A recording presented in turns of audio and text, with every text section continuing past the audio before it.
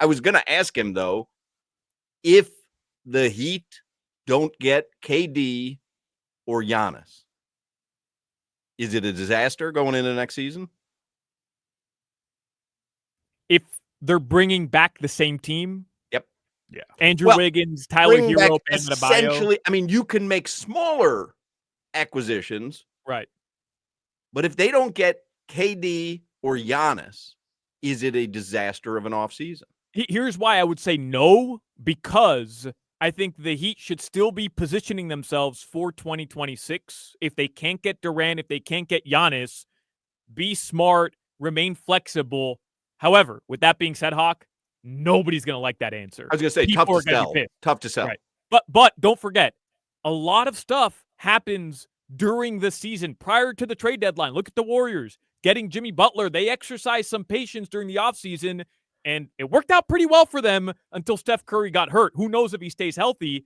If the Heat go through the offseason and remain flexible because they can't get Giannis or KD, I would still say at the very least, let them work through the trade deadline to see what other opportunities open up.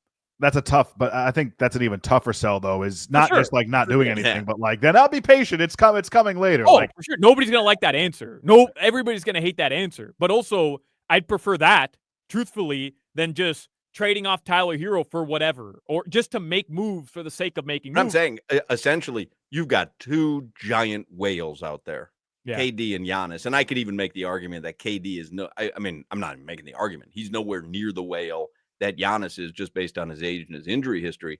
But it's hard to harpoon a whale. Ask Pat Riley.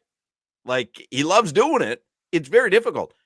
If they don't get one of those guys, and it's unbelievably difficult to do so, is it a disaster going into next season? It's kind of unfair, but that might be the reality.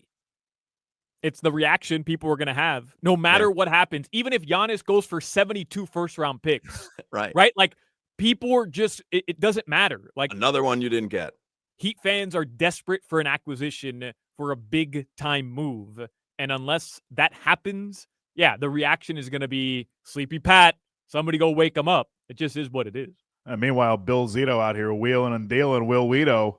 Tell you what, man. Getting Brad Marchand for, it ends up being a first-round pick, but who cares? Brad Marchand. Bleep them picks. Yeah, bleep them picks when you go to the Eastern Conference Finals over and over and over again.